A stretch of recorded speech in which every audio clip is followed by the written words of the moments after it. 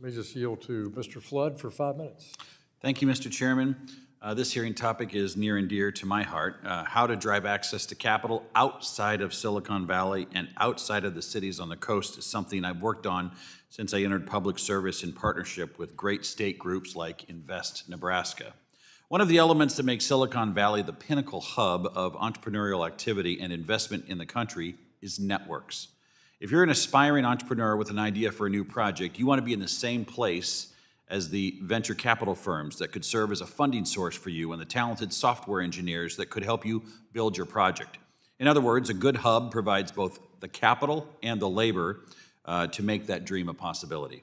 The challenge for communities that aren't already in that kind of a hub is, to a certain degree, the name of the game. You can have great schools that are graduating talented young people, but if there isn't the capital available near them, in many cases, they'll leave town and go to a hub that has it all in the same place.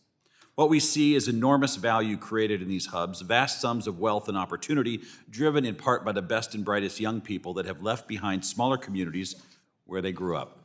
Lots of times, these hub communities rebel against the very growth activity that they enjoy. In some parts of the country, gentrification has become a bad word used to reference out-of-towners who have driven up the cost of goods and housing. The great irony is that there are communities across the country yearning for a fraction of the kind of investment and economic activity that a hub like San Francisco enjoys. In the past, I've been interested in how to build one of these hubs in Nebraska. Books like Brad Feld and Ian Hathaway's The Startup Community Way, Evolving an Entrepreneurial Ecosystem, serve as a potential blueprint on how to get that done, and I've read them with great interest. But I think there's an even bigger picture question underlying the entrepreneurial hub concept. At what point is a geographic hub no longer necessary? Technology has broken down many of the barriers that makes geography such a strong barrier between people. You can hop on a plane to San Francisco and be there within a day. You can communicate with people all across the country and world easily through messaging and video applications. This question is really for all witnesses. I'd like to hear from all of you. I'd be curious to hear from you regarding your thoughts on this topic. Is there a point where these entrepreneurial ecosystems would no longer be necessary at all, or they wouldn't necessarily need to be located in one geographic place? We'll start with you, Mr. Case. I think we certainly want to build out dozens and dozens of ecosystems, and there's still something, even in a world where there's more virtual, more remote, to having clustering of talent. But it's just unfortunate that the clustering is only happening in places like San Francisco and New York. There's progress in places like Lincoln and Omaha, and even an effort around creating more of a regional hub. So it's a couple of mid-sized cities can work together to create a broader entrepreneurial zone. I think that's a step in the right direction. I would add that Lincoln, Nebraska, which is the largest city in my district, has seen some success here, but building upon that success is really the question. Mr. Newell. You know, the thing that I learned in the pandemic was that it was difficult to get the richness of ideas by remote linking to people. There's something valuable about being able to meet a friend at a coffee shop and talk about an idea with them that you can't replace with a Zoom meeting.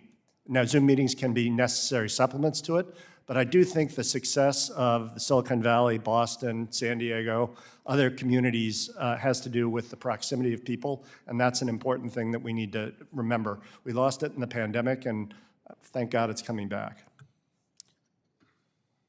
Yeah, the critical mass is necessary. I would say that, 10 years ago when I got into the tech community, Steve brought the bus through Cincinnati, and at that point, our network really exploded, and we understood what the playbook looked like. And so I think it's necessary as we kind of build out innovation hubs, as you're saying, in Nebraska. We're doing that in Ohio with innovation hubs in our kind of 3C cities.